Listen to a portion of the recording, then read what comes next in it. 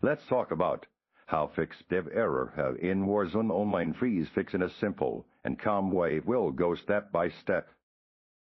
But don't smash your controller just yet. We've got your back with a comprehensive guide to tackle this notorious online freeze fix. Get ready, because by the end of this video you'll have the knowledge and tools to banish dev error and reclaim your dominance in verdance or colder.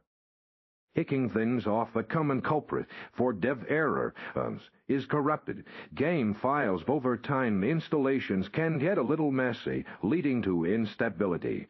For players, head into your Battle.net launcher or Steam, select Warzone and use the Scan and Repair option. This handy tool will automatically check for any missing or damaged files and replace them, potentially solving your freeze in minutes.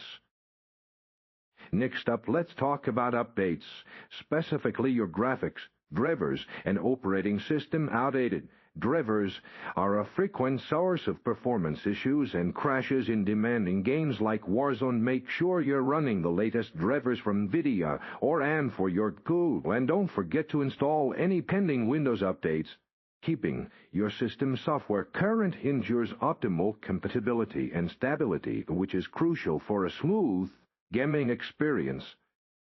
Sometimes the problem lies within Warzone's own settings, especially concerning RAM usage. If your graphics settings are too high for your system, it can trigger freezes and errors like reducing demanding options such as texture resolution, shadow map resolution, and disabling on-demand texture streaming.